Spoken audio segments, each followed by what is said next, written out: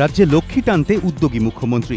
সোমবার শিল্পপতিদের নিয়ে তিনি বিজয়া সম্মিলনী করলেন ২৭ নম্বর বালিগঞ্জ পার্কে।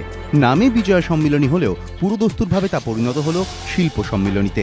এই অনুষ্ঠান থেকেই রাজ্যে বিনিয়োগের বার্তা দিলেন মুখ্যমন্ত্রী।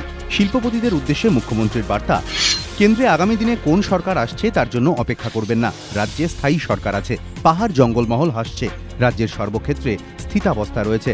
রাজ্যে বিনিয়োগ করুন। শিল্প করতে গিয়ে কোনো রকম সমস্যা হলে সরকারকে জানান, রাজ্য সরকার দ্রুত সমাধান করবে, সব রকমের সাহায্য করবে। এ রাজ্যের পরিবেশ কেন শিল্প অনুকূল এবং রাজ্য সরকারের শিল্প সদিচ্ছা কতটা, এদিন তাও ব্যাখ্যা করেন মুখ্যমন্ত্রী।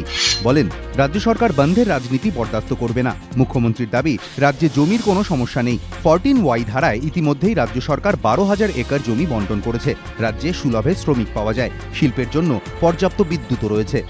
শিল্পের রথ ছোটাতে দরকার পরিকাঠামো উন্নয়ন। এবার সেদিকেই বাড়তি নজর দিচ্ছেন মমতা বন্দ্যোপাধ্যায়। শিল্পমহলের উদ্দেশ্যে মুখ্যমন্ত্রীর বার্তা, পিপিপি মডেলে পরিকাঠামো ক্ষেত্রে বিনিয়োগ করুন। শাটল গাড়িতে তুলে বেহুঁশ, তারপর সোনাগাছিতে নিয়ে গিয়ে গণধর্ষণ, এমনই অভিযোগে চাঞ্চল্য মহানগরীতে। রবিবার রাত 8:30 কাশীপুর থানায় অভিযোগ জানাতে আসেন এক তরুণী। বলেন, তিনি নিউ টাউনের একটি নার্সিংহোমে কাজ করেন।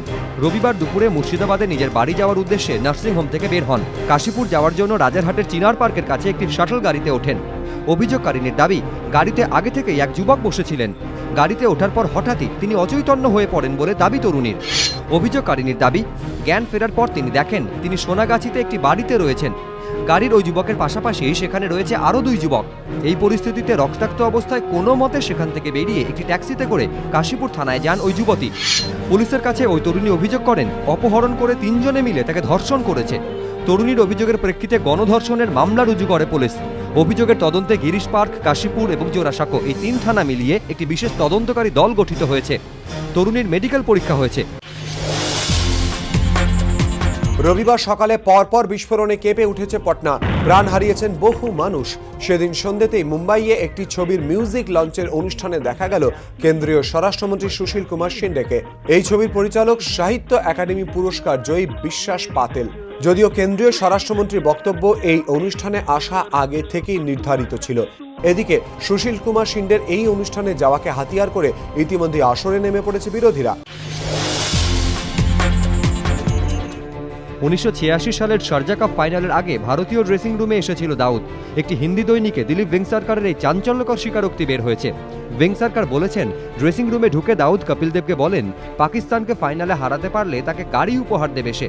ড্রেসিং রুমে এসেছিলেন জাভেদ মিয়াঁদাদও। কপিল দাউদকে অপমান করে বের করে দেন ড্রেসিং রুম থেকে। ভেঙ্গসারকার একই সঙ্গে জানিয়েছেন, সেই ঘটনার পর জাভেদ মিয়াঁদাদ বলেছিলেন, ঘটনায় কপিল দেবের ক্ষতি হতে পারে। প্রাক্তন ভারত অধিনায়ক এবং শারজার সেই দলে খেলা ভেঙ্গসারকারের এই স্বীকারোক্তিতে ক্রিকেট মহলে চাঞ্চল্য ছড়ালেও কপিল দেব বলে দিয়েছেন, মিথ্যে কথা বলছেন ভেঙ্গসারকার। তিনি কখনো দাউদ অথবা কোনো বুকির সঙ্গে কথা বলেননি, দাবি কপিলের।